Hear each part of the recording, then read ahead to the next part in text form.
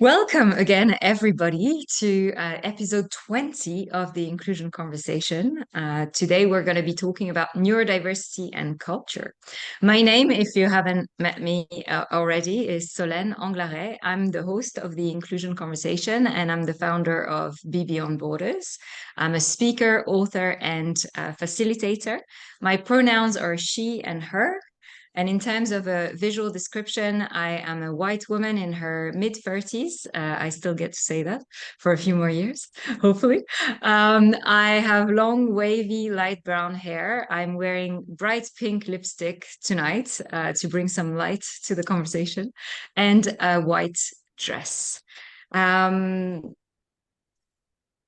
The Inclusion Conversation, if this is the first time you're joining us, is a series all about educating ourselves and each other together. And we're on episode 20, so we've talked about a lot of different topics, which we'll come back to in the end of today. Today is going to be split in two parts. The first part is this part that is recorded, and I'm going to be asking Atif some questions. And then we'll stop the recording, and everyone who's here in person right now live will get to share their own experiences and stories around the topic, as well as ask any questions. And literally every single question is welcome. We invite all perspectives, all views, and all questions, bearing in mind what I mentioned before around kindness and respect for ourselves and for each other. So without further ado, Atif, welcome. I can't believe it took 20 episodes to get you here, but I'm so glad that you're here tonight. So can you tell us a little bit about you?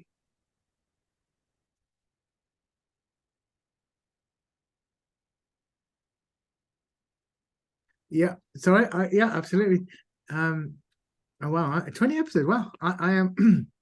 I don't know what to make of that, other than that's so successful. Well done, you've done 20 episodes. I really liked. I'll tell you about myself, but I just want to say I really liked your picture of the stones and the painted stones. It's not just that it said hope, but there was a stone that said 2020, and I just want to take stock of that. That was a year when the whole world needed to have hope, and we've always needed hope. That doesn't stop and change with or without a pandemic.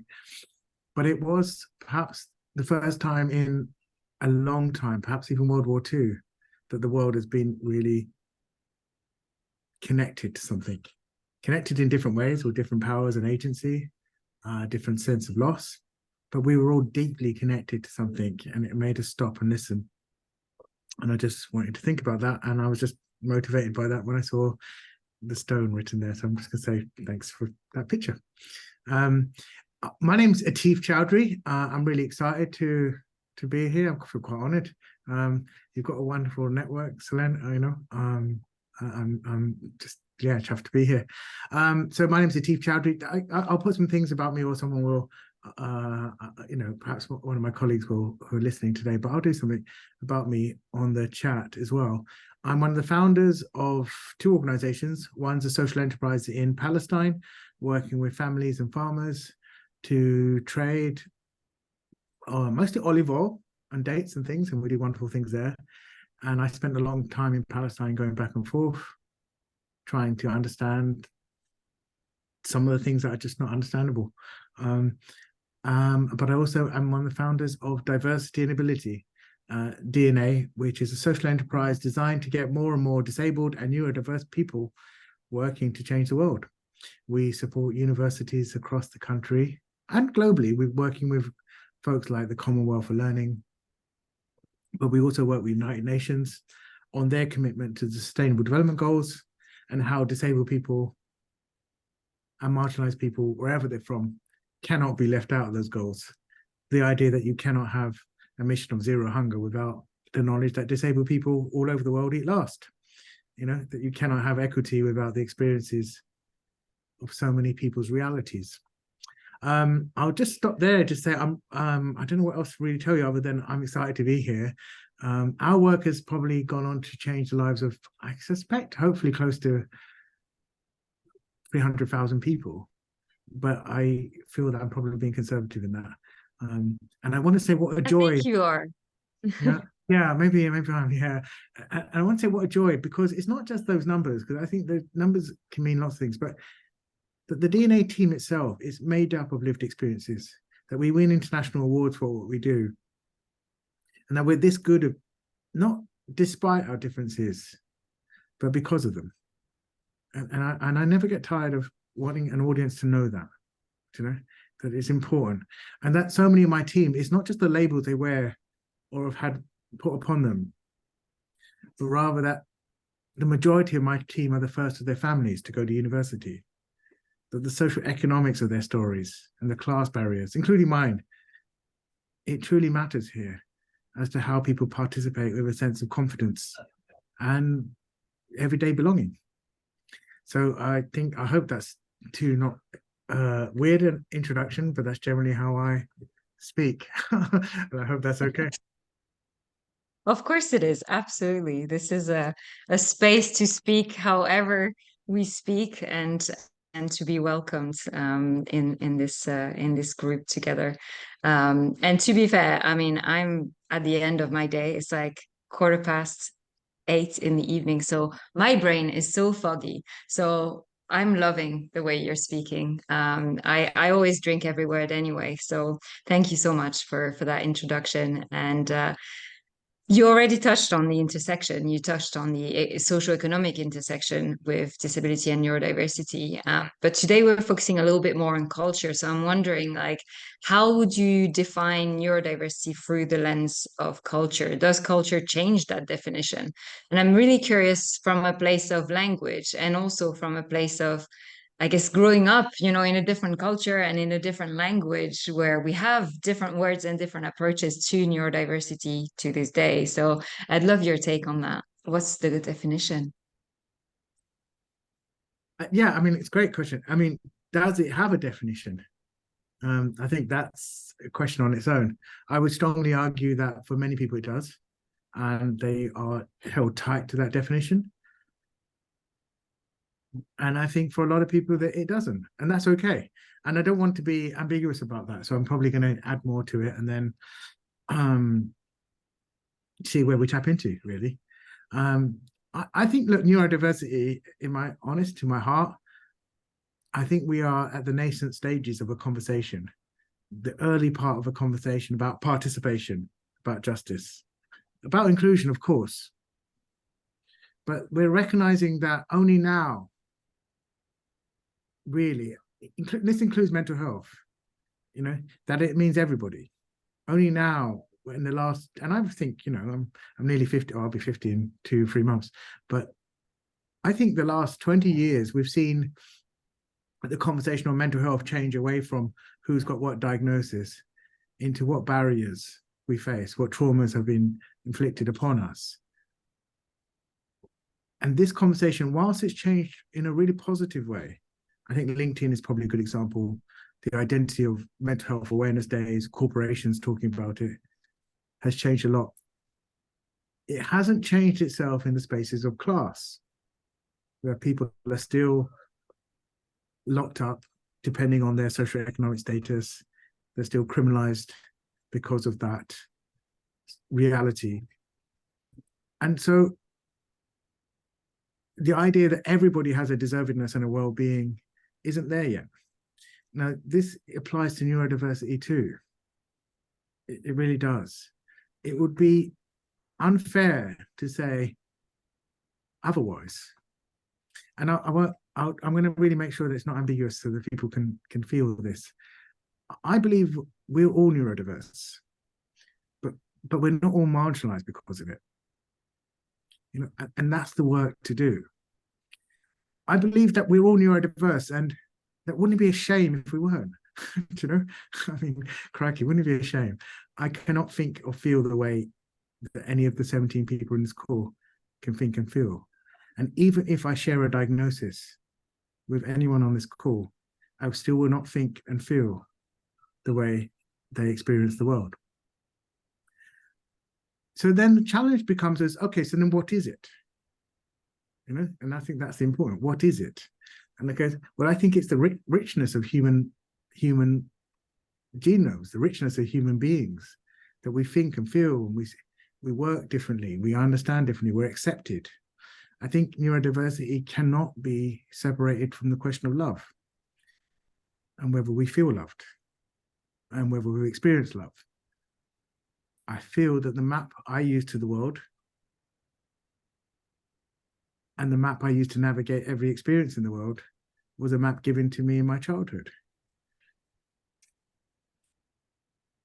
And a lot of that was built on love, but some of it wasn't. I was in social care as a child. I did not learn to read till I was a teenager. I still do not spell. I only now, nearly 50, no longer attach spelling or literacy to my intelligence.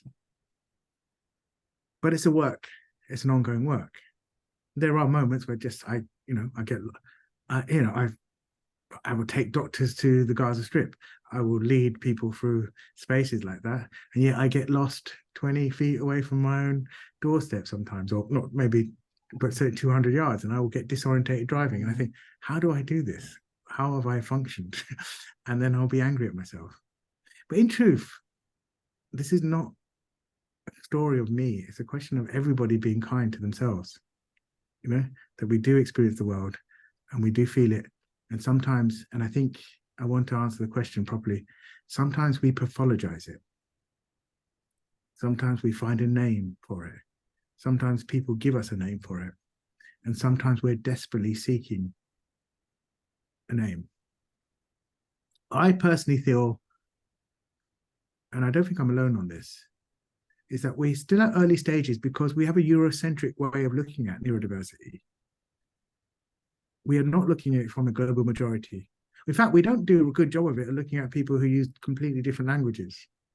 We base how well they understand English, or mostly English actually, but also European languages, how well they assimilate that. We don't ask about poverty. In fact, my diagnosis will not tell you any of the things I've just told you now.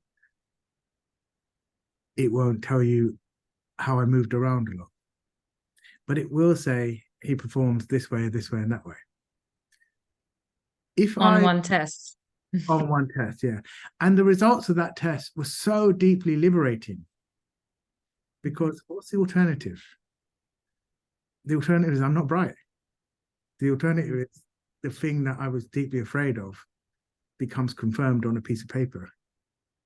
Because he's not dyslexic, he's not ADHD, he's not this. But then I'm just not bright.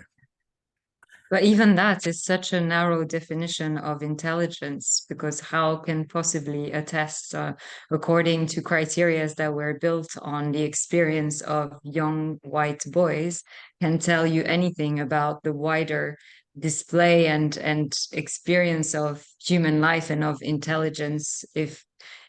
What is intelligence anyway? But I'm interested to connect the dots now between what you've said around neurodiversity and the anchoring of neurodiversity in intersectionality. And you've talked about neurodiversity being everybody, because literally it means diversity of neurology, so diversity of brains and cognition and wiring. So we're all different. My brain is slightly different to the brain of someone on this call. It works differently. So in the end, we're all neurodiverse. And like you really rightly say, and I quote you all the time, but not all of us are marginalized for it. And in a lot of instances, people use the word neurodivergent to talk about those who have a diagnosis, who have self-diagnosed, who live on the allegedly the margins of what is supposed to be normal. And this is a pet peeve of mine, so I want to ask you about it, because it's the idea that humanity in terms of neurology fits on a statistical curve where a big majority sits in the middle and are normal, quote unquote, or close enough to it. And then some of us on the margins are considered divergent from this illusion of a norm. So help us. Can you make sense of it? Do you actually use the word neurodivergent? Do you think we shouldn't use it at all? Do you think there is a better word to explain that marginalized experience of neurodiversity? What is your take on that? Yeah, so it's fantastic. And the courage of that conversation just then, I just want to say, just to ask the question in a space where it may have sensitivity, do you know? Because so if I use myself example, if you ask me, here's your diagnosis, the first 10 years of my life, you're going to bury me with it. You're going to know about it when you meet me, because I'm in pain. And then the next 10 years I spent trying to understand, actually, it doesn't tell you much about me.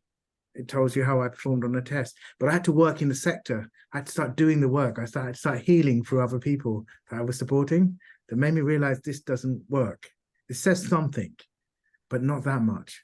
But that doesn't mean you're not in pain. If I score exactly the same, I'm a social entrepreneur of a kind. I don't know if that's a word I should use too, but I get told, you win social enterprises, you're entrepreneurial. I still don't read spreadsheets. But there's another guy who's very famous with dyslexia and is a businessman who doesn't read spreadsheets, Richard Branson. If I score exactly the same as Richard Branson on a RIT scoring, the only thing I have in common with him is a beard. because our lives are completely different, our experiences. Even if we are the same on here, there is nothing we have in common. I'm sure he's a lovely chap, but this doesn't make sense. Now, if I then say neurotypical neurodivergence, I am putting all the weight of a human person's existence and their sense of the world on this document. And the hardest bit about that is they will let me do it, because pain is so profound. The pain is so real that they will let me do it, that we will let systems do it, we will let people do it. Now, I want to take stock of that, because I'm not saying diagnosis is bad. I'm really going to stress that. I don't want that to be unclear. It is deeply liberating. It was for me. The question is not, and it was said to me by somebody who I really have a lot of time for, Vic Mananza. She said, a diagnosis is a place for a heart that's got nowhere else to go. It really went through me. And I thought it was a really beautiful thing to say. The heart's got so the question is, why has the heart got nowhere else to go? Not that it's found a home, because it might not be a healthy home. In fact, it might be a condemned building. It may be a sanitation issue. Maybe we shouldn't live in our home that bad. So I want to question that. And then I say, well, okay, so what's your answer? I don't have an easy one, but I do think that if we were to think about this conversation in not just an intersectional one, but an intergenerational one, that we're planting seeds here of wrongdoing, things that have been so much wrongdoing for hundreds of years, if not thousands in a way, particularly to women, then there's an intergenerational conversation that we are planting a seed for that is far more progressive, that says we don't necessarily need labels all the time, but we did for many people. We may see that labels are liberating for some people, but that does not address participation. It just tells us there was a lot of issues for people to be seen and felt. So that's the work to do. I think that when we say someone is neurotypical, I think it's really painful, because in truth, we're saying they can't join this club. Why? I don't know anything about them. I don't know what traumas they had. I don't know that what happened to them as a child did not change their entire makeup of the world. I don't know if they're masking. I don't know if they are scared of a label because they're already dealing with things so profound that an extra label is just not what they're coming shopping for. In truth, if you have to do more in a place, if it's a workplace, if you have to do more in it, then you're hardwired to share less. Your survival is dependent on it. So why do you want another one of these? Then there's the other group, or a other group. A other group says, no, this is amazing. I feel seen, heard, liberated, healed. And who am I to take that away? Why would I even dare? It's really special that that's happened. But then do we say then you are divergent? And I think that's the question you're asking me. No, I don't sit with that. But that doesn't mean they don't. Or it doesn't mean that they can't take it. I divergent from what, I suppose, is the question. And for me to then say, well, there is divergence from typicality. Well, if I don't believe in typicality, then why am I believing in divergence? I believe in justice and I believe in participation. And I want to know what that looks like. And I'm asking the question of myself and our work. And I guess, to lend back to you and everybody listening here. Does that make sense? So in truth is, I'm not comfortable in neurodivergence any more than I am comfortable in neurotypicality. But I am excited as hell to talk about neurodiversity and the richness that it brings. But I'm wanting us to bring this conversation away from Eurocentrism, away from pathologizing a diagnosis, into a space that says, what does a global majority that wasn't able to participate in education norms, education choices, to even know if you're coming from parts of the world, to even be seen as human at one point was to be as European as possible. Mm-hmm. So we will never know what people of Kenya or Tanzania would have made of autism or neurodiversity, or we will never know how Nigerians would have navigated dyslexia on the terms of Nigerian people. We just know how well they navigate coping with being as English or as British as possible to navigate a British education system. I don't know if that's too epic, so I'm going to pause there and allow that to... I'm really interested to dive more into that, into the cultural differences. There are so many. I mean, as someone who's now living in country number 7 in the last, 14 years, every country that I land into, the context is different, the language is different around mental health, around neurodiversity. Sometimes there are not even words to talk about it yet. And so it makes it really difficult, right? I mean, in a way, you could say, well, it could make it better because there is no stigma yet, and there's not attachment to those tests and this way of assessing, very Eurocentric way. But in another way, people I've met through the years report that it's really hard because when you don't have a word, how do you start a conversation? So I don't know if you have any thoughts on that from your own experience in terms of the power perhaps and the challenges around language and not having the language, or the culture awareness as well. Absolutely. This is such a great conversation. And I think we're going to together have more questions than we're going to have answers. I hope that's not disappointing. But we'll have good questions to ask of each other, of the people we meet in the weeks and months ahead of us. Because look, I'm a parent now, and I have a child who's magical. I have 2 magical children actually, but my son shares a profile very similar to mine. Very similar. Now, did I want him diagnosed with dyslexia or ADHD traits? No, I didn't. Absolutely. I want to avoid that as much as possible. I want to avoid my child being framed in a deficit model in order to be seen. I want, as any parent would want, I didn't want that. I know there are a lot of parents that deeply want that. There's waiting lists and exhaustion. And so why did I not want that? Because I think it cannot measure his brilliance. It cannot measure his ambitions for the world. It cannot measure his verbal reasoning. But the other side of it is that he scores 8 out of 50 on spelling tests or on comprehension tests.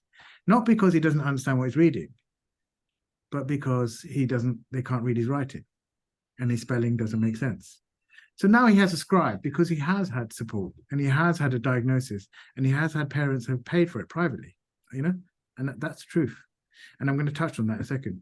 So what happens then? Now he scores 48 out of 50, 49. He's just missing 2. This is now in the genius percentile. Now, his verbal reasoning is so strong that he is a lovely scribe. And she said, I just love working with him, but my hand hurts. He has so much to say. And I keep writing and writing. But he's being not assessed for spelling as he shouldn't have been. He's not being assessed for handwriting as he shouldn't have been. He's being assessed for his understanding of what he's reading and what it says. And he's able to link that up. That's what he should have been assessed for. Now, the challenge is he can have that because parents have advocated for him. His own father, who could not have had his own grandparents advocate for him. My parents could not have done that. But his parents can. That in itself is an inequity. It's a deep inequity because I love my son and he's incredible, but so is millions of others who will not get that support, whose parents are on waiting lists. So if neurodiversity is a lottery, which I strongly think it currently is, and then it is reinforcing class barriers, which it currently is. Then we have the good dyslexic who can talk about entrepreneurialism, and we have the bad dyslexic who can't talk about anything, but they are in prison right now. There's anger management in their lives right now. They're estranged from their families right now. Addiction follows mental health loss for some people. The highest suicide rate in this country is Black men. Unsupported autistic Black men are killing themselves on a habitual level in this country right now. So we have this idea that we can do better, and we absolutely have to save lives. But is the answer to pathologize it? Is it to say, okay, we screen everybody for something that we don't screen well? And we screen something that for a conversation that we don't know how to have? Because in truth, we've got to look at this beyond this test. But what is your life experience? What is the talent that you inhabit? What is the trauma that lives even within that talent? How do we ask that question of ourselves in order to get neurodiversity and participation in a much healthier place than it is now? And at the moment, as I said, I'm hopeful because I think it's the start of a conversation. I really want to stress this. I'm not saying it's wrong. I'm saying it's Eurocentric. Let's change that. I'm saying it reinforces white supremacy. And I'm not saying that lightly. I can explore that a little bit more in a second, but let's change that. I'm saying that it's still class-centric, and it's a shame. So let's change that. Do I think they can't be changed? No. I think diversity and ability as an organization will be a weird organization if I didn't believe they can't be changed. You wouldn't do the work that you do, and you wouldn't have started this conversation talking about hope, the word hope on the stone in the image for the event, if I think you didn't believe that things could change. Yeah, I think